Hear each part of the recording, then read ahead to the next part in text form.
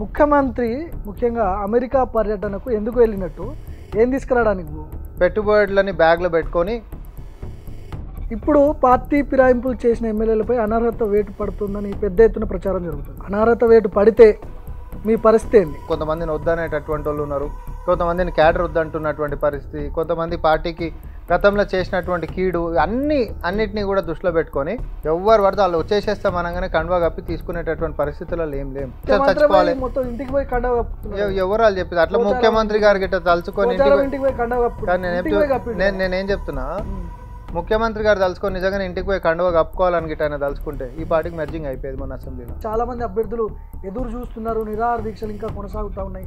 వాళ్ళకి ఏదో ఒకటి ఫైనల్ చేసి చెప్పొచ్చు కదా. మరి ఇదైతే కాంగ్రెస్ పార్టీ తీసుకొచ్చిన జీవో కాదు కదా, బీఆర్ఎస్ తీసుకొచ్చినటువంటి. మరి బీఆర్ఎస్ ఎందుకు తెచ్చింది పోనిది? అంటే పిల్లల్ని మోసం చేసేద్దామనే తీసుకొని వాళ్ళు తప్పు చేసారు, వాళ్ళది అయిపోయింది. మరి ఈ రోజు ఎందుకు కొట్లాడుతుంది బీఆర్ఎస్? సాల్వ్ చేయడానికి మిమ్మల్ని కాదు, ఈ రోజు ఎందుకు కొట్లాడుతుంది బీఆర్ఎస్?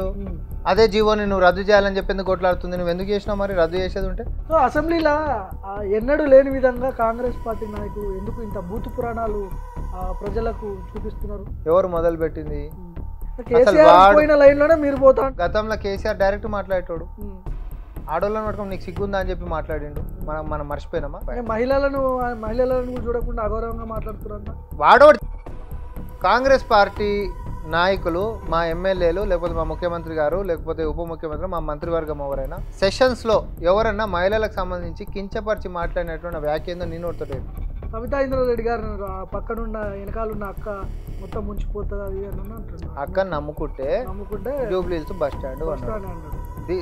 దీంట్లో బూత్ ఏముందో నాకు అర్థం కాలేదు. ఇప్పుడు ఎన్నికల్లో పూర్తయిన తర్వాతనే ఎన్నికల్లో దిగుతారా మీరు? స్థానిక సంస్థల ఎన్నికల్లో ఇప్పుడు మొన్న ఎస్సీ ఎస్టీ వర్గీకరణకు సంబంధించి వచ్చిందబ్బా, బీజేపీ చేసిందని వాళ్ళు చెప్పుకుంటారు. వాడోడు చేయని సుప్రీంకోర్టు ఆర్డర్లా పార్లమెంట్ లో ఫుల్ ఫ్లెడ్జ్ మెజారిటీ ఉంది, చట్టం మార్చి పాడదొప్తా అయిపోతుంది. సిగ్గులేదా మాట నీకే? నమస్తే, నాతో పాటు ప్రస్తుతం మైక్ టీవీ స్టూడియోలో టీపీసీసీ మీడియా కమ్యూనికేషన్ చైర్మన్ సామ రామ్మోహన్ రెడ్డి గారు ఉన్నారు. చాలా విషయాలు మాట్లాడే ఉన్నాయి. ముఖ్యమంత్రి రేవంత్ రెడ్డి ఒకవైపు అమెరికా పర్యటనలో భాగంగా ఆయన అమెరికా వెళ్ళడం జరిగింది. రాష్ట్రంలో శాంతి భద్రతలు దెబ్బతింటాయంటూ కూడా కొంతమంది అంటే బీఆర్ఎస్ నాయకులు మాట్లాడుతున్నారు. ఇవన్నీ డిస్కస్ చేద్దాం. కులగణన, ఎస్సీ వర్గీకరణ, స్థానిక సంస్థల ఎన్నికల్లో కులగణన చేసి ప్రభుత్వం ముందుకు పోతుందా చేయదా, ఇవన్నీ మాట్లాడుకుందాం. రామ్మోహన్ రెడ్డి గారు నమస్తే. ముందుగా నమస్తే. చాలా రోజుల తర్వాత మనం కలుసుకున్నాం అనుకుంటా. ముఖ్యమంత్రి ముఖ్యంగా అమెరికా పర్యటనకు ఎందుకు వెళ్ళినట్టు, ఏం తీసుకురావడానికి వెళ్ళినట్టు? అంటే రాష్ట్ర ప్రయోజనాన్ని దృష్టిలో పెట్టుకొని ఇన్వెస్ట్మెంట్స్ని లాస్ట్ టైం కూడా దావోస్ పోయిండ్రు. దావోస్ పోయి సుమారు 40,000 కోట్ల రూపాయల యొక్క ఇన్వెస్ట్మెంట్స్ అంటే రకరకాల కంపెనీల నుంచి మనకి ఇక్కడ తెలంగాణ ప్రాంతం, అందులోనూ హైదరాబాద్ పెట్టుబడులకి ఒక కేర్ ఆఫ్ అడ్రస్ లెక్క ఉండాలి. మన యొక్క ప్రగతి పదం అనేటటువంటిది ఆగొద్దు. కాబట్టి మల్టీనేషనల్ కంపెనీస్ అన్నిటినీ కూడా మనం ఆకర్షించాలి అని అంటే మన వంతు కృషిగా మనమే కూడా పోయి వాళ్ళని స్వాగతించేటటువంటి ఒక ప్రయత్నంలో భాగంగా పోయినసారి పోయినాం, సక్సెస్ అయినాం. ఈసారి కూడా అట్లనే పోయినాం. సో ఈసారి కూడా ఖచ్చితంగా వచ్చేటప్పటికల్లా ప్రోగ్రెస్ రిపోర్ట్ అనేటటువంటిది పెట్టుబడులని బ్యాగ్లో పెట్టుకొని వస్తాము అనేటటువంటి ఆశాభావంలో కాంగ్రెస్ పార్టీ ఉంది. పార్టీ ఫిరాయింపుల విషయంలో బీఆర్ఎస్ పార్టీకి సంబంధించిన ఎమ్మెల్యేలను మీరు తీసుకున్నారు. గతంలో కేసీఆర్ కూడా తీసుకున్నాడు, అది వేరే విషయం. కానీ ఇప్పుడు పార్టీ ఫిరాయింపులు చేసిన ఎమ్మెల్యేలపై అనర్హత వేటు పడుతుందని పెద్ద ఎత్తున ప్రచారం జరుగుతుంది. ఒకవేళ అనర్హత వేటు పడితే మీ పరిస్థితి ఏంటి? ఏమవుతుంది? ఇప్పుడు కాంగ్రెస్ పార్టీ ఆల్రెడీ ఆధిక్యంలో ఉంది కాబట్టి, మెజారిటీలో ఉన్నాం కాబట్టి ప్రభుత్వాన్ని ఏర్పాటు చేసినాం. ఇవన్నీ ఏమొచ్చినా ఎక్స్ట్రా వచ్చినటువంటివే. సో వచ్చినటువంటివి కూడా మేము వాళ్ళ లెక్క భయంతోటో లేకపోతే ఇంకో దాంతోటో లేకపోతే ఉంటున్నటువంటి ఫంక్షనరీస్ని వాడో లేకపోతే వాళ్ళ మెడ మీద కత్తి పెట్టో ఈ పార్టీలకు గుంజేసేయాలి, కండువాలు కప్పేసేయాలి అనేటటువంటి బ్లాక్మెయిల్ రాజకీయాలు కాంగ్రెస్ పార్టీ చేస్తలేదు. అట్లా చేస్తే ఈ పార్టీకి 2/3 మెజారిటీ అనేటటువంటిది మెర్జ్ అయిపోయేది. అది చేస్తలే. వచ్చిన వాళ్ళే వచ్చి ఇంకా వచ్చిన వాళ్ళు అటువంటిది కూడా చాలా మంది కాంగ్రెస్ పార్టీ కార్యకర్తలకు సంబంధించినటువంటి వారి యొక్క అనుభవాలైనా లేకపోతే వాళ్ళకు ఉంటున్నటువంటి ఆవేదనలైనా కొంతమందిని వద్దనేటటువంటి వాళ్ళు ఉన్నారు, కొంతమందిని క్యాడర్ వద్దంటున్నటువంటి పరిస్థితి, కొంతమంది పార్టీకి గతంలో చేసినటువంటి కీడు అన్నిటినీ కూడా దృష్టిలో పెట్టుకొని ఖచ్చితంగా రావాల్సింది అనే ప్రయత్నాలు ఎక్కడ లేవు. వచ్చినటువంటి వాళ్ళలో కూడా ఫిల్టర్ చేసినాం. నేను ఎందుకు ఉదాహరణ అంటున్నా అంటే కొంతమంది నాయకులు చేరుతామని అన్నారు, గతంలో తొడలు కొట్టిర్రు, తర్వాత సాలే గీలి అని మాట్లాడిరు, కానీ తర్వాత కర్ణాటక లాంటి పక్క రాష్ట్రాలకు పోయి పైరవీలు కూడా చేశారు, కాలేలు కూడా మొక్కిరు, మేము ఈ పార్టీలో చేరుతాం అర్థం చేసుకోరు అని. కానీ అవన్నీ ఏం ముచ్చట్లేదు అని చెప్పి రానియకుండా దర్వాజాలు పెట్టినామా లేదా? సో క్లియర్ స్టాండ్ కాంగ్రెస్ పార్టీకి ఏముంది అని అంటే ఎవరు పడితే వాళ్ళు వచ్చేసేస్తాం అనగానే కండువా కప్పి తీసుకునేటటువంటి పరిస్థితులలో ఏం లేం. అయితే నువ్వన్నటువంటిది ఒకవేళ వచ్చి ఆల్రెడీ మెజార్టీ మీకు ఉన్నప్పుడు 64 మంది ఏమో గెలిచారు కదా మీరు, మరి అలాంటప్పుడు వేరే పార్టీ ఎమ్మెల్యేలను ఎందుకు తీసుకోవాల్సి వచ్చింది? గతంలో కేసీఆర్ కూడా ఎల్పీని విలీనం చేసుకున్నాడు, ఆయన చేసిన తప్పే ఇప్పుడు మీరు చేస్తున్నట్టు. ఎల్పీని విలీనం చేసుకోవడం అనేటటువంటి భయం భక్తితోటి లేకపోతే బెదిరించి తీసుకునేటటువంటి తీరు వేరు. అలా కాంగ్రెస్ పార్టీ ప్రతిపక్షమే ఉండనే ఉండదు, ఇది బతికి బట్టగట్టొద్దు అనేటటువంటి ఒక కుతంత్రపు రాజకీయం కేసీఆర్ గారు చేసిండు.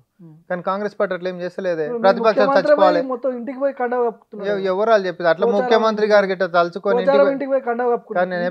నేనేం చెప్తున్నా, ముఖ్యమంత్రి గారు తలుచుకొని నిజంగానే ఇంటికి పోయి కండువా కప్పుకోవాలని గిట్ట ఆయన తలుచుకుంటే ఈ పార్టీకి మెర్జింగ్ అయిపోయేది మన అసెంబ్లీలో. నేను అది కూడా చాలా క్లియర్గా చెప్తున్నా.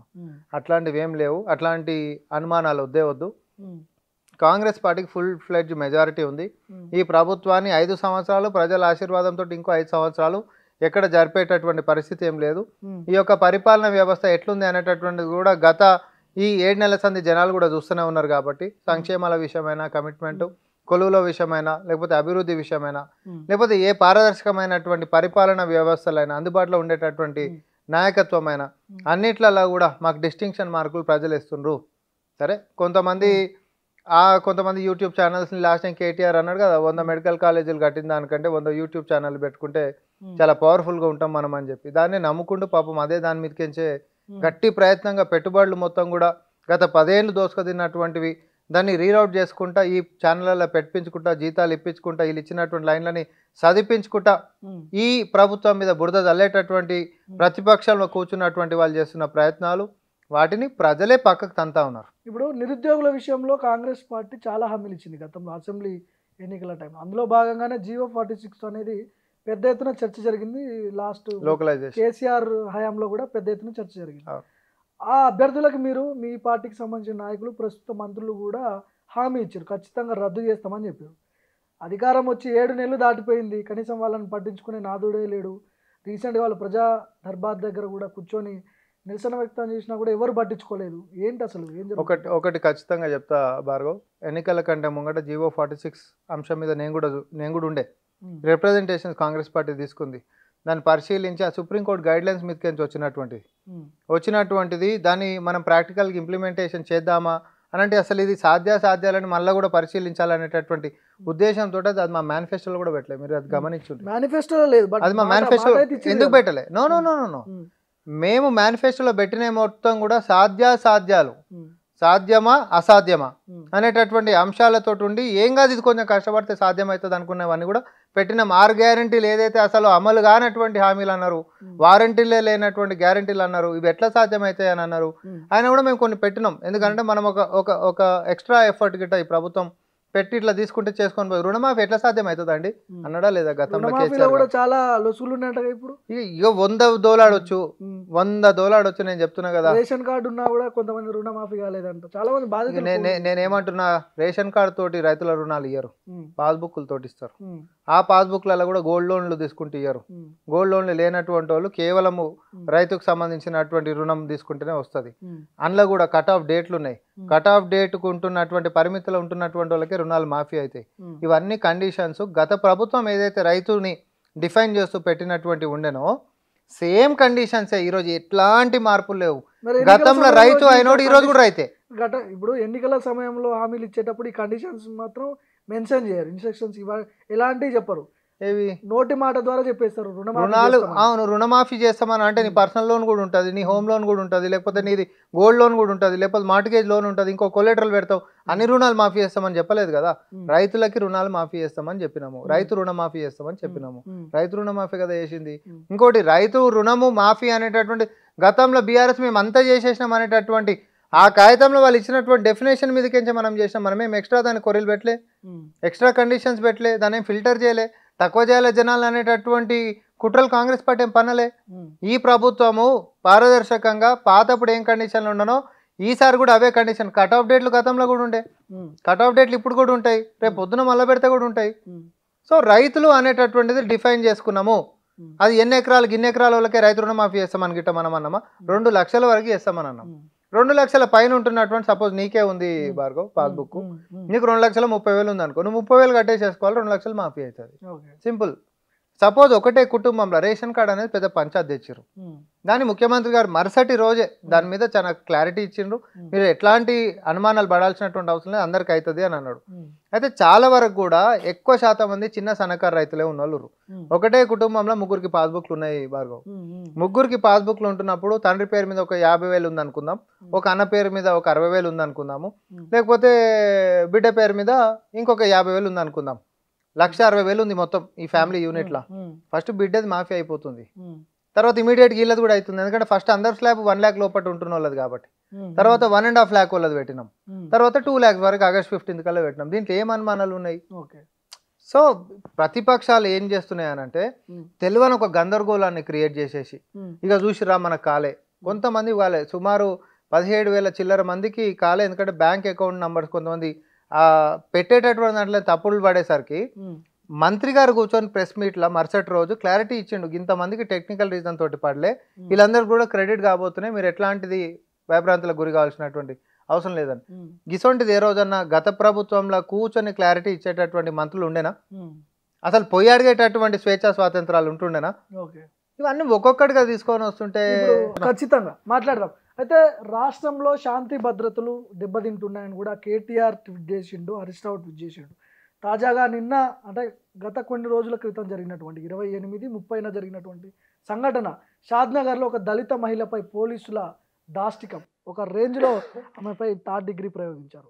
ఏంటి ఇది మార్పు అంటే ఇదేనా అని కొంతమంది మాట్లాడుతున్నారు, కేటీఆర్ కావచ్చు హరీష్ రావు కావచ్చు, చెప్పాలి. అంటే నేను కూడా ఈరోజు పేపర్లలో చూసిన, అంటే 3rd degree కాదు కానీ మహిళని తీసుకొని వచ్చి రాత్రిపూట కొట్టిర్రు అనేటటువంటి అక్కడ ప్రధానమైనటువంటి ఆరోపణ. దొంగతనం కేసులా తీసుకొని వచ్చిర్రు, కొట్టిండ్రు.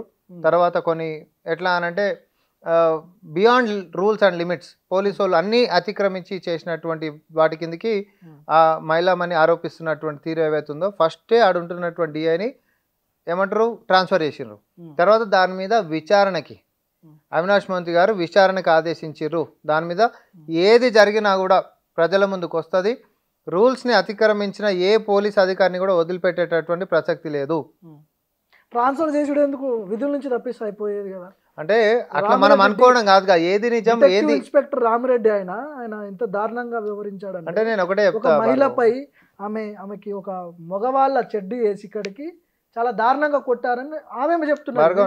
చాలా క్లియర్ గా బయటలో ఆమె చెప్తున్నది, ఇట్లా హింసించరు పోలీసులు నన్ను చెప్తున్నది. భార్గవ్ నేను ఒక అడ్వకేట్ లెక్క మాట్లాడుతున్నా, ఈ క్షణం ఒక అడ్వకేట్ లెక్క మాట్లాడుతున్నా. మనకు కనిపించేటటువంటి స్టోరీలు మొత్తం ఏది నిజమో ఏది అబద్ధమో మనకు తెలియదు. గతంలో దిశ అనేటటువంటి ఒక దిశ అని పేరు మార్చుకున్నప్పుడు చట్టంలో ఒరిజినల్ పేరు చెప్పొద్దు కాబట్టి మీకు గుర్తుందా? ఔటర్ రింగ్ రోడ్ కాడ ఒక పిల్లని చేసి తర్వాత తగలబెట్టి చంపేసేసినప్పుడు ఒక మనుషుల లోపల వచ్చినటువంటి ఒక ఉక్రోషము వాళ్ళని కాల్చి చంపేయాల్సిందే అని చెప్పేసి అని అన్నారు. తర్వాత వాళ్ళు ఎన్కౌంటర్ కూడా అయ్యారు, ఆ పిల్లలందరూ ఎన్కౌంటర్. తర్వాత దాని మీద అపాయింట్ అయినటువంటి కమిటీ రిపోర్ట్ ఏం చేసిందో తెలుసా? చేసిన వాళ్ళు కాదు, ఎన్కౌంటర్ చేసినటువంటి పిల్లవాడు ఒకటి రన్నింగ్ చేసే పరిస్థితి లేదు, హ్యాండిక్యాప్డ్. ఆ పిల్లవాడు చేసిండు ఇవన్నీ చేసింది అంటే ఎవడి ప్రాణాలు పోయినాడా? అంటే అసలు తప్పించుకొని వెళ్ళిపోయాడు. నిజాలు అనేటటువంటిది ఏం జరిగింది అనేది బ్యాక్గ్రౌండ్లో ఒక విచారణ తర్వాత అఫీషియల్ రిపోర్ట్ వచ్చిన తర్వాత ఖచ్చితమైనటువంటి చర్యలు తీసుకోవాల్సిందే, తీసుకుంటాం. కానీ అదే భువనగిరికి సంబంధించినటువంటి లాకప్ డెత్ మరియమ్మ కేసును మర్చిపోయినావా? ఈ ప్రభుత్వం ఏం చర్యలు తీసుకుని ఉండే, ఏం రియాక్ట్ అయిన ఉండే? దున్నపోతు మీద వర్షం పడ్డట్టు సిరిసిల్లలో నేరేళ్ల ఘటన మర్చిపోయినావా? ఈ రోజు కూడా ఏ కుటుంబాలకు వనికి రాకుండా అయిపోయారు జనాలు. ఏం చేసిరాలు? అక్రమ ఇసుక రవాణాని ప్రశ్నించినందుకు ఎక్కి కొంతమందిని సంపించింది, పక్కకు పోయింది. తర్వాత కుటుంబ సభ్యులు ప్రశ్నించే వాళ్ళని పనికి రాకుండా చేసేసారు జీవితకాలం. 3rd degree అంటే గవి. ఎవరిని చేస్తున్నావు? ప్రభుత్వం మీద వ్యతిరేకత ఎప్పుడు వస్తుంది? ఖచ్చితంగా ఒక అమాయకులను తీసుకొని పోయి నువ్వు వాడు చేస్తున్నావు అనేటటువంటి అంశం వచ్చినప్పుడు ఖచ్చితంగా వస్తుంది. ఈ కేసు కూడా నేను కొంచెమే చదివిన, ఎందుకంటే దాని ఇండెప్త్ గా మనం పోలే. ప్రోత్సహించడం వల్లనే కేసీఆర్ లాంటి వాళ్ళని ఓడగొట్టారు కదా. మీరు అదే తప్పు చేస్తున్నారు కదా మీ పార్టీకి సంబంధించిన నాయకులు. రాజకీయ నాయకులకు సంబంధించిన అక్కడ వాళ్ళ ప్రోత్సాహం లేదే పోలీసులు అంత దారుణంగా కొట్టి ఉండరు నాకు తెలిసిన. తప్పది పొలిటికల్ గా ఒకటే చెప్తా, గుర్తుపెట్టుకో. ప్రతిదాని పొలిటికల్ దానికి మనం అట్రిబ్యూట్ చేసి మాట్లాడదు కాదు. నిన్న మొన్న కూడా నేను మీడియాలలో చూస్తున్నా, ఈడ పలానా కాడ హత్యలు జరిగినాయి, అసెంబ్లీ సాక్షి కూడా మాట్లాడారు. మొన్న 2 హత్యలు జరిగినాయి, ముఖ్యమంత్రి ఏం చేస్తున్నారు? నేను ఒకటి అంటున్నా, నేను చాలా స్పష్టంగా చెప్తున్నా, ప్రభుత్వం నుంచి సపోజ్ రూమ్ లోపల ఉంటున్నటువంటి 2 దోస్తుల మధ్యలో మనస్పర్ధలు వచ్చి ఒకరి మీద ఒకటి బీర్బాటిలతో కొట్టుకుని వాడు చచ్చిపోయాడు అనుకో, దానికి ముఖ్యమంత్రి గారికి ఏం సంబంధం అండి? అవి కాదు, అవి వేరు. నేనేమంటున్నా, ప్రభుత్వం మీద నువ్వు ఎప్పుడన్నా తెలుసా, పోలీస్ స్టేషన్ ప్రభుత్వం మీద ఒక విచారణ కేసు మీద తీసుకొచ్చి, దొంగతనం కేసులో తీసుకొచ్చి చట్టాన్ని పరిరక్షించాల్సిన పోలీసులే ఇట్లాంటికి పాల్పడితే ప్రజలు ఖచ్చితంగా చర్యలు తీసుకోవాల్సి. అసలు ఓపెన్ గానే మనకు అక్కడ కనిపిస్తుంది ఏంటంటే, మహిళ లేకుండా ఆయన ట్రాన్స్ఫర్ చేశారు, కమిషనరేట్ అటాచ్ చేశారు. అరే ట్రాన్స్ఫర్ కాదప్ప, విచారణ. అది ఒకసారి రిపోర్ట్ వచ్చిన తర్వాత ఇంకేం చర్యలు తీసుకుంటారు? అక్కడికి అయిపోలే, కామా పెట్టి కంటిన్యూషన్ నడుస్తుంది, ఫుల్ స్టాప్ కాలే. నువ్వేమనాలే, కాపాడేసారు, కేసు మొత్తం క్లోజ్ చేసేసారు, గిట్లనే చేస్తారా అని అంటే లెక్క పద్ధతి. నేను కూడా జవాబుదారితనంలో ఉంటా. అది కామా పెట్టి ఇంకా కంటిన్యూషన్ విచారణ అవుతుంది. రేపొద్దున ఈయననే చేసిండు అనేది గిట్ట తేలింది అనుకో, అది నిజమా అబద్ధమా? సీసీ కెమెరాలు ఉంటే రేపొద్దున నిజంగా తీసుకొని వచ్చిర్రా, పోనీ సీసీ కెమెరాల రూమ్ లో కూడా కట్ చేసిరని మనం అనుకుందాం. సీసీ ఫుటేజ్ ఖచ్చితంగా ఉంటది కదా, బయట పెట్టొచ్చు, పెట్టాల్సిందే. పెట్టకపోతే అనుమానాలు ఇంకెక్కువ వస్తాయి. వీళ్ళు చేసిరు, నేనే చెప్తున్నది, నువ్వు కాదు. పారదర్శకంగా ఈ ప్రభుత్వం ముందుకు పోతుందబ్బా. రేపొద్దున ఆయన ఏ ఆఫీసర్ అయినా కానీ, ఆయన ఎంత పెద్దోడైనా కానీ తప్పు చేసినప్పుడు తప్పు అంటారు. ఎందుకంటే మేము ప్రజా పరిపాలన అంటున్నాం, ప్రజల గురించి పోలీసు వాళ్ళు మర్యాద ఇవ్వాలని అంటున్నాము. అని ఇంకొక రూల్స్ ప్రజలు ఫాలో ఎట్లా కావాలని చెప్తారో పోలీసు వాళ్ళు కూడా అట్లా రూల్స్ ఫాలో కావాల్సిందే అంటున్నాము. ఈరోజు ముఖ్యమంత్రి రేవంత్ రెడ్డి గారికి ఫస్ట్ మంచి పేరు ఏడొచ్చింది, నువ్వు నాకు చెప్పు. రుణమాఫీ అన్నారు కాదు, పోలీస్ డిపార్ట్మెంట్ లో కమిషనర్లని అతి స్ట్రిక్ట్, ఎప్పుడు లూప్లలో ఉండేటోళ్ళని తీసుకొచ్చేసిండు. ఎందుకంటే వీళ్ళు ఎవ్వరికి బెండ్ గారు, వీళ్ళు రూల్స్ ఎవరైనా యు నేమ్ ఎనీ పొలిటికల్ వాళ్ళు ఫోన్ చేసినా ఎవరైనా రాళ్ళు, వాళ్ళ డ్యూటీ వాళ్ళు చేస్తారు. శాంతి భద్రతలను తగ్గించాలనేటటువంటి సంకల్పం మీ ప్రభుత్వానికి ఉంది. జనవరి 1 నుంచి జూన్ 30 పోయిన సంవత్సరం లిస్టు నువ్వు తెప్పించుకో. ఈ సంవత్సరం జనవరి 1 నుంచి జూన్ 30 వరకు ఈ సంవత్సరం తెప్పించుకో. ఈ 6 నెలల్లో ఉంటున్నటువంటి క్రైమ్ రేట్స్ రాష్ట్ర వ్యాప్తంగా మొత్తం తగ్గినాయి, పెరగలే, తగ్గినాయి. ఇది ఒక రోజు ఇది కాదు, ఎవరు అసలు ఒకరినొకరు చంపుకోకుండానే ఉండాలని. రెడ్డి సామాజిక వర్గానికి సంబంధించిన వ్యక్తి ఉన్నాడు, ఇక్కడ కులం ఎందుకు వస్తుందబ్బా? ఖచ్చితంగా మాట్లాడుకోవాలి. ఎందుకంటే చాలా ప్రతిపక్ష నాయకులు ఆరోపిస్తున్నారు, రెడ్డి సామాజిక వర్గం అనే ట్యాగ్ లైన్ ఉంటే వాళ్ళు సేఫ్ అనే లైన్ లో కేటీఆర్ లాంటి వాళ్ళు మాట్లాడుతున్నారు. నిజంగా ఆయన తప్పు చేస్తుంటే ఆయన మీద చర్యలు తీసుకునే అంత ఇది ఉంటుందా? ఒకటి చెప్తా, పచ్చకామర్లోనికి లోకమంతా పచ్చనే కనిపిస్తుంది. వెనకటికి నువ్వు చేసిన పాపాలు అసంటివి నీ కులపోని నువ్వు కాపాడుకున్నావేమో, అందుకని నీకు అట్లా అవతలోడు కూడా అదే పని చేస్తాడు నువ్వు అనుకుంటున్నావేమో. మరి అదే రెడ్డితో కానంటే ఇందాక నేను ఒకటన్నా, అదే రెడ్డితో కొన్నాడు ఎమ్మెల్యే గతంలో మంత్రి చేసినాడు, మా పార్టీలకు చేరుతామని కాలేజీలో పడ్డా కూడా మేమేం చేర్పించుకుంటలేమే, కులపోడు కదా అని చెప్పేసి దగ్గర తీసుకున్నాడు. రంజిత్ రెడ్డిని చేర్చుకున్నారు, దానం నాగేందర్ తెలంగాణ ఉద్యమంలో చాలా. నువ్వు కులం గురించి మాట్లాడు కాబట్టి చెప్తున్నా భార్గవ్, డోంట్ ట్విస్ట్. ఎందుకంటే తప్పే, అది తోక ఎవడున్నా సరే. దయచేసి నేను చెప్తున్నా, మొన్న కూడా సభలో ఇదే జరిగింది. ముఖ్యమంత్రి గారు ఉన్నట్టు మాట్లాడగానే మహిళా కార్డు ప్లే చేశారు, అది పద్ధతి కాదు. సపోజ్ ఈ విషయం గురించి కాదు నేను మాట్లాడుతుంది, వాడు వెనకాల తోక ఏదన్నా ఉండని, ఏ కమ్యూనిటీకి ఎంచన్నా రాని, అది ఓసీ నుంచి రాని, బీసీ నుంచి రాని, ఎస్సీ నుంచి రాని, ఎస్టీ నుంచి కానీ, లేకపోతే ఇంకేదైనా కూడా కానీ ఉంటున్నప్పుడు దొంగతనం చేసిండనుకో, దొంగతనం చేసినోడు దొంగ అవుతాడే తప్ప పలానా కులపోడు కాబట్టి అనేటటువంటి కార్డు ప్లే చేయడానికి లేదు, చట్టం దాన్ని ఒప్పుకోదు. దయచేసి నేను చెప్తున్నా, రాజకీయాలు ఎట్లా మారిపోయినాయి అని అంటే, ఏదైనా మంచి చెడు జరిగిందనుకో అది చేస్తారా అని చెప్పి ట్యాగ్ లైన్ మనమే వేసేస్తాం. ఎందుకంటే ఇది ఎక్కువ బ్రేకింగ్ అవుతుంది, ఇది ఎక్కువ రీచ్ అవుతుంది, జనాలకి ఎక్కువ ఆకర్షితులై చూస్తూ ఉంటారు ఏమో జరుగుతుందని. కానీ దయచేసి నేను చెప్తున్నా, ఈ ప్రభుత్వంలో పారదర్శకత ఎట్లుందనంటే కులాలతోటి మతాలతోటి సంబంధం లేదు. మంచే చెడే, దొంగనే, దొరనే, మంచోడే, చెడ్డోడే. ఇందాక మీరు మాట్లాడినట్టు కాంగ్రెస్ పార్టీకి సంబంధించిన రాజకీయ నాయకుడిగా కాకుండా అదే అడ్వకేట్గా చెప్పండి. ఇప్పుడు డిఐ ఎవరైతే రామరెడ్డి ఉన్నాడో ఆయన దళిత మహిళపై దాడి చేసినట్టు ఆరోపణలు వస్తున్నాయి. ఒకవేళ అదే నిజమైతే ఈయనకి ఖచ్చితంగా యాక్షన్ ఎట్లాంటి చర్యలు తీసుకుంటారు. తీసుకోవచ్చు ఈయన? యాక్షన్ తీసుకుంటారు. సర్వీస్ రూల్ ప్రకారం ఏమి ఉంటుందో చట్టం ఏం చెప్తుందో కదా యాక్షన్ తీసుకుంటారు. చట్టం ఉంది కదా, నాకు నచ్చినట్టు నీకు నచ్చినట్టు చేయనీకి లేదు కదా. అవును. నాకు అది నచ్చలేడు కాబట్టి చంపేసేద్దాం అని అంటే అట్లా కుదరదు కదా. చట్టం అనేది ఒకటి ఉంది, దాంట్లో ఎవరికి ఏ తప్పులు చేస్తే ఏం శిక్షలు విధించాలి, ఎట్లాంటి చర్యలు తీసుకోవాలి అధికారి అయితే, లేకపోతే క్రైమ్ చేస్తే ఎట్లాంటి శిక్షలు విధించాలనేటటువంటి కోర్టు. ఇప్పుడు పోలీసులకు ఏముంటది, పోలీస్ రూల్స్ ప్రకారం సస్పెండ్ చేసేది ఉంది అనుకో, సస్పెండ్ అవుతాడు. లేదు ఇంకా ఆయన మీద క్రిమినల్ కేసులు కూడా అయిపోయి రేపొద్దున కోర్టుకు పోయింది అనుకో, ఆ చట్టాల ప్రకారం కూడా శిక్షారుడు అనుకో, శిక్ష కూడా పడుతుంది. వీటిలో అనుమానాలు వద్దంటున్నా నేను. సో అసెంబ్లీలో ఎన్నడూ లేని విధంగా కాంగ్రెస్ పార్టీ నాయకులు ఎందుకు ఇంత బూతు పురాణాలు ప్రజలకు చూపిస్తున్నారు? ఎవరు ఇన్ని లక్షల మంది లైవ్ చూస్తుండగా దానం నాగేందర్ లాంటి వాళ్ళు తోళ్ళు తీస్తా కొడకల్లారా ఎట్లా తిరుగుతారు? ఏం చెప్పదలుచుకున్నారు మీరు అసలు? అంటే దానికంటే ముందు ఏం జరిగింది అనేటటువంటిది కూడా ఆయనే వివరణ ఇచ్చిండు. అదేమో మ్యూట్లోకి పోయింది కాబట్టి అది అక్కడ రాలేనటువంటిది, నేను రెచ్చగొట్టి ఇష్టం వచ్చినట్టు వ్యక్తిగతంగా దూషణలు చేసినటువంటిది. ఆ యొక్క కల్చర్ని ఎవరండి డెవలప్ చేసింది, ఎవరు మొదలు పెట్టింది? కాదు కాదు కాదు కాదు కాదు ఒకటే గుర్తుపెట్టుకో, మనము ఫస్ట్ నుంచే డామినేట్ బుల్డోజ్ చేసేటటువంటిది ఆ భాషతోటి గిట్టు ఉందనుకోండి, నువ్వు నాకు ఒక్క సందర్భం అన్నా చూపెట్టు. శాసనసభ మంత్రి సంబంధించి వ్యవహారాల మంత్రికి లెక్క శ్రీధర్ బాబు గారు ఉన్నారు.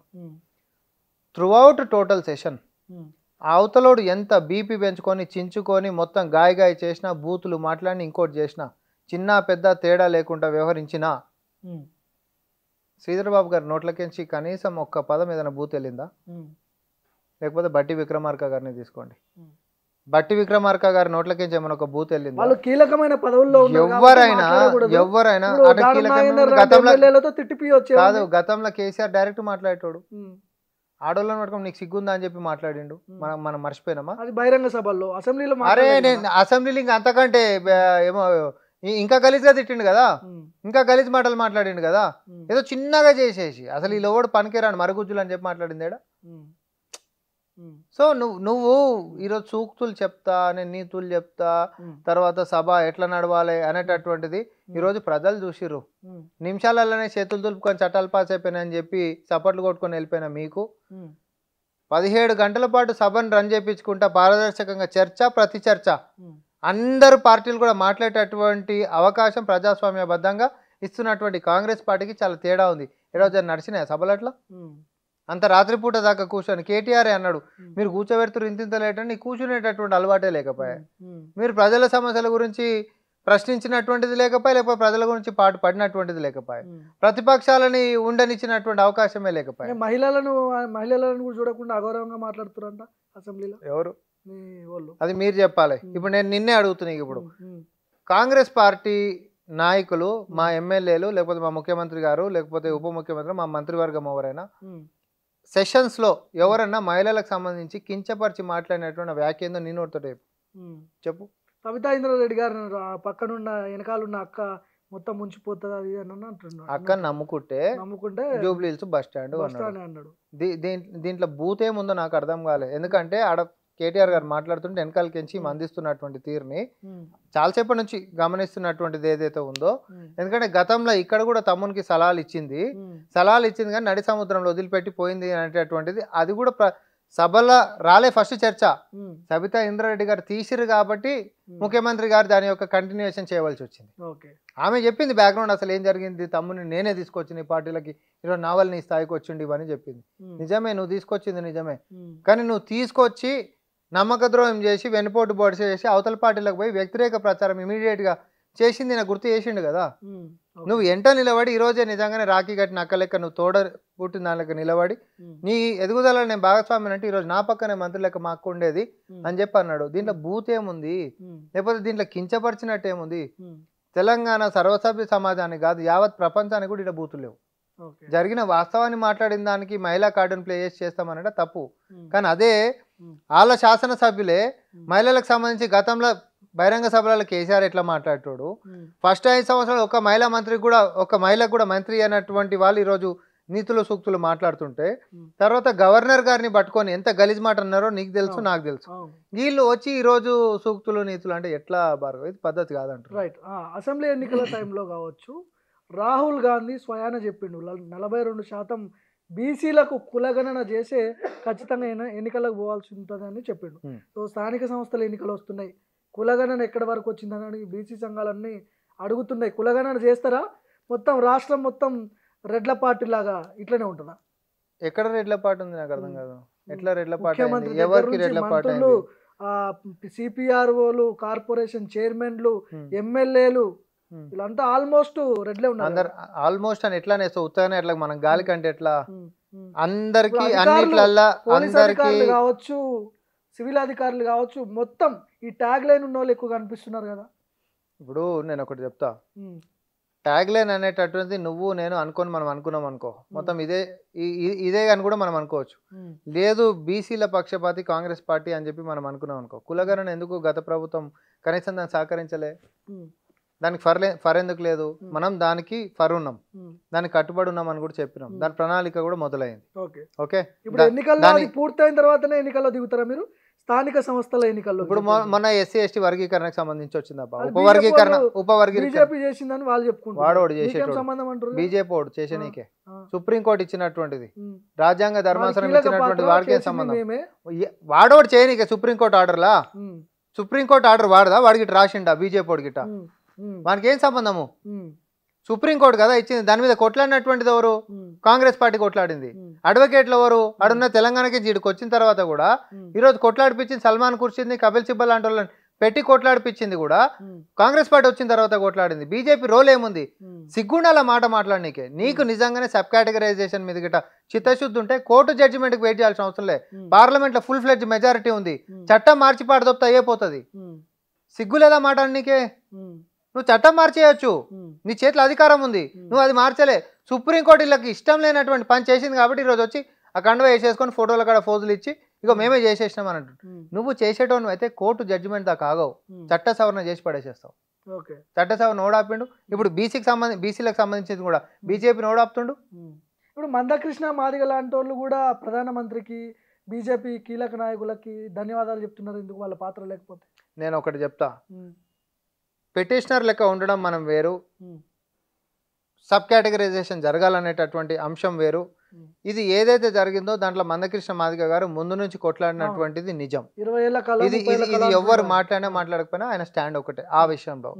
కానీ రాజకీయ పరిస్థితులకు వచ్చి ఎవరైనా, ఇప్పుడు నేను కొట్లాడేటటువంటిది ఒకటి ఉంటుంది, మందకృష్ణ మాదిగ గారైనా లేకపోతే కృష్ణయ్య గారైనా, బీసీ ఈక్వేషన్ ఒకరికి ఉంది, ఎస్సీ ఈక్వేషన్ ఒకరికి ఉంది, ఎవరు ట్యాగులు వాళ్ళకు ఉంటాయి, ఎస్టీ ఈక్వేషన్ ఇంకొకరికి ఉంటుంది.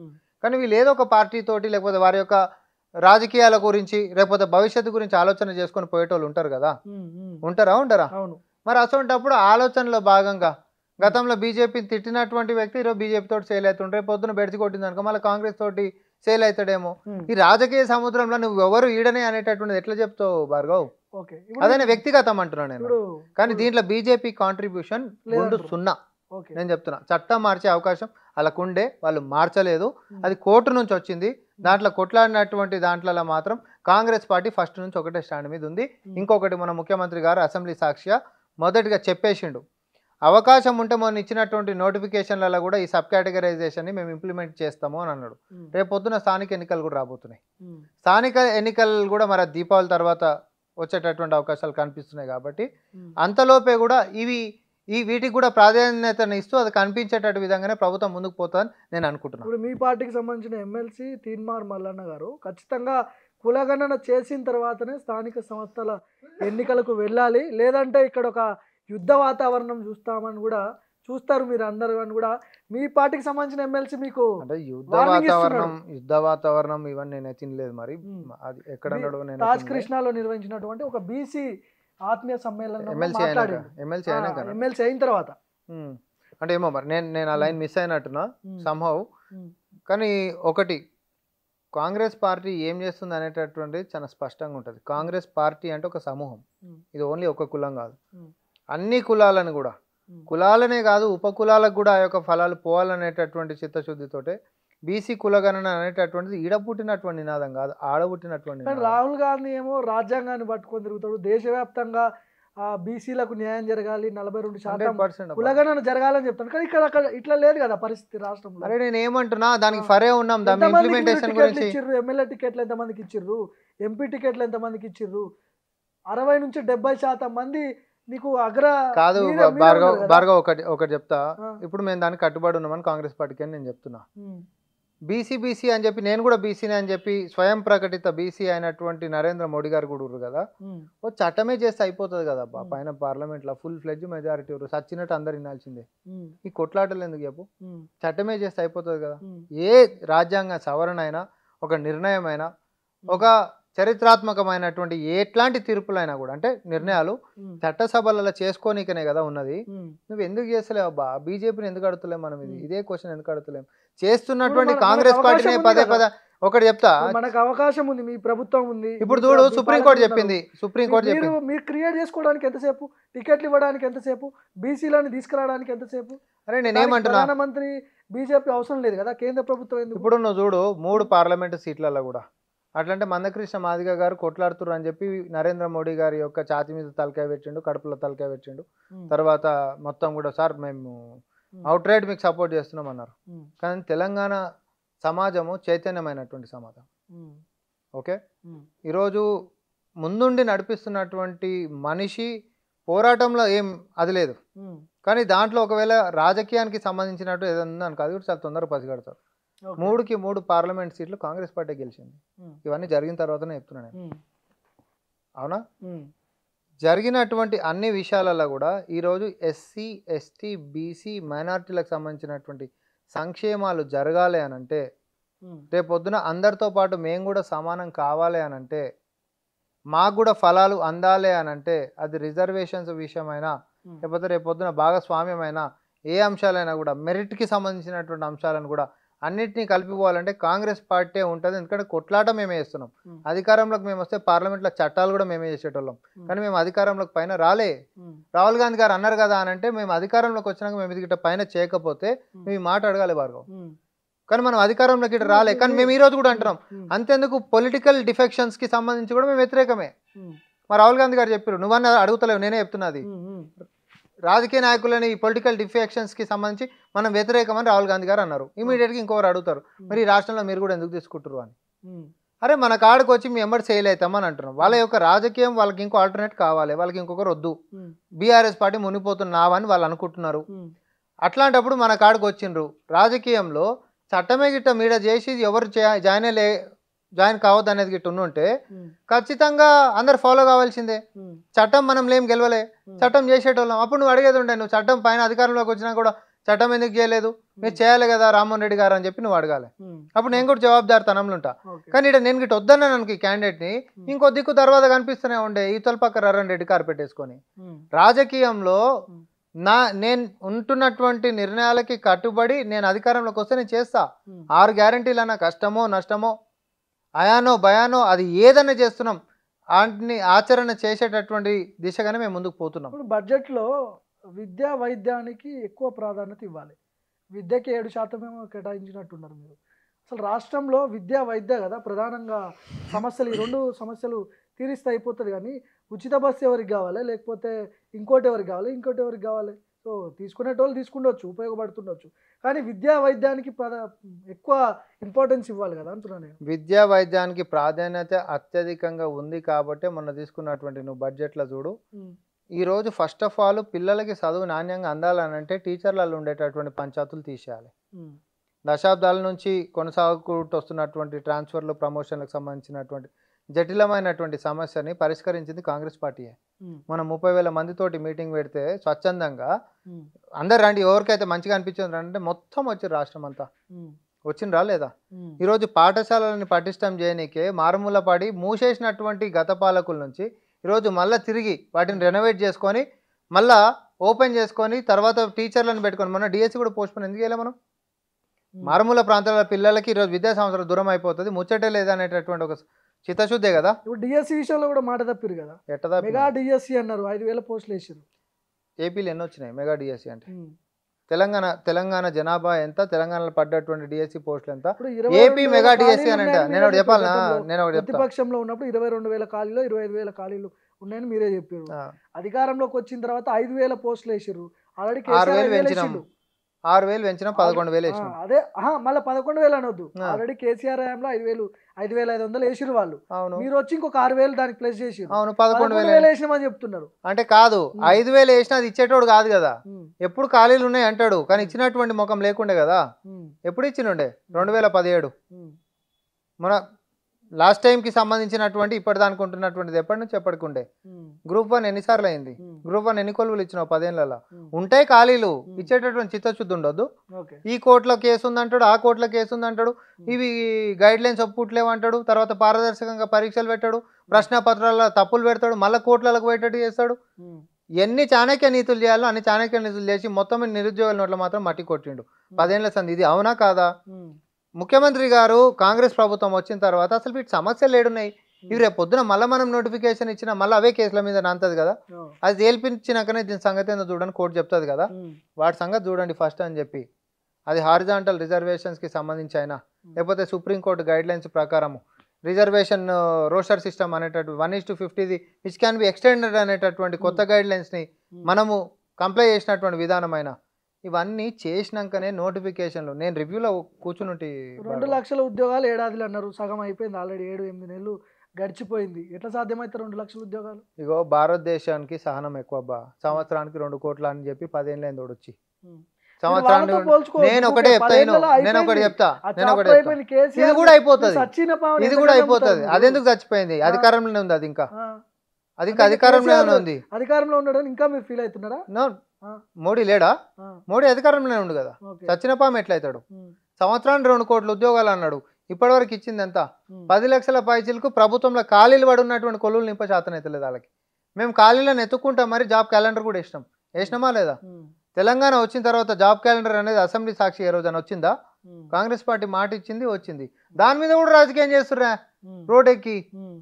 జాబ్ క్యాలెండర్ వల్ల మాకు అన్యాయం జరిగింది, ఎన్ని జాబ్లు వేస్తారు? జాబ్ క్యాలెండర్లో ఎన్ని కొలువులు వేస్తారని ఉందరా నాయన? ఎప్పటికప్పుడు ఖాళీలు పడుతుంటే పలానా క్యాలెండర్ ప్రకారంగా మీకు కొలువులు వస్తుంటాయి. ఇంకొకటి, మొన్న ఏదో వీడియో వస్తానంటే రేవంత్ రెడ్డి గారు తర్వాత భగవంతుని ఏదో కింద మీద చేసి తొక్కిరు అన్న పదాన్ని ఒకటి వాడేసేసి సోషల్ మీడియాలో బీఆర్ఎస్ వాళ్ళు బాగా నానా యాగి చేసే ప్రయత్నాలు చేశారు. నీడకి తొక్కుడికి చాలా తేడా ఉంటుంది. ఈ ఈ బీఆర్ఎస్ వాళ్ళ యొక్క కుచిత బుద్ధి ఏడదాకా వెళ్ళిపోయిందంటే పాతాళానికి వెళ్ళిపోయింది. మెదడు అనేటటువంటి వీడికి మోకాలకు పోయిందని అంటాం, అది మోకాలలో కూడా లేదు, అరికాల కింద ఉంది వాళ్ళకి. ఈరోజు ఒకటి చెప్తే వినేటటువంటి పరిస్థితులు కూడా లేరు. అబద్ధాన్ని నమ్ముకొని వాళ్ళే అంత బ్రహ్మాండంగా మేము చేస్తున్నామని అనుకుంటే, నిజాన్ని నమ్ముకొని నిజాయితీగా పరిపాలన చేస్తున్నటువంటి కాంగ్రెస్ పార్టీ ఈరోజు ప్రజల ఆదరాభిమానాలు మాకు దక్కుతాయా లేదా అనేది భవిష్యత్తు నిర్ణయిస్తుంది కదా. మన పార్లమెంట్ చూపించింది, ఇంతకంటే పెద్ద కూతురు కొట్టిరు. అబద్ధం అబద్ధం అబద్ధం, ప్రభుత్వమే పడిపోతుంది, శాతనే కాదు, సంక్షేమాలే లేవు, మహిళల జుట్లు వికెట్ వేస్తున్నారు, తర్వాత ఆటోలు చచ్చిపోతురు, నిరుద్యోగులు చచ్చిపోతురు. ఎన్ని రకాల అబద్ధాలు ఆడాలో అన్ని రకాలు ఆడిరబ్బా. ప్రజలు చూడలేదా? కుల రాజకీయాలు చేసిరు, మత రాజకీయాలు చేసిరు, మతాలు చేసేటోడు మతాలు చేసిండు, కులాలు చేసేటోడు కులాలు చేసిండు, ఆంధ్ర తెలంగాణ మళ్ళా తీసిండు, తర్వాత గురువు గారు శిష్యు గారు అని చెప్పి కొత్త ఈక్వేషన్లు తెచ్చారు. మీరు ఎన్ని కుట్రలు పన్నినా మా పరిపాలన అనేటటువంటిది నీ ఇంటి దర్వాజా డోర్ కొడుతుందా లేదా అనేటటువంటిది లెక్క. కొట్టింది వాళ్ళు, మాకు ఓటేసిండ్రు, గుండెలలో స్థానం ఇచ్చిండ్రు, మేము దాన్ని పదిలంగా ఇంకా 10 సంవత్సరాలు కూడా మేము పటిష్టంగా ఈ ప్రభుత్వాన్ని ముందుకు నడపబోతున్నాం.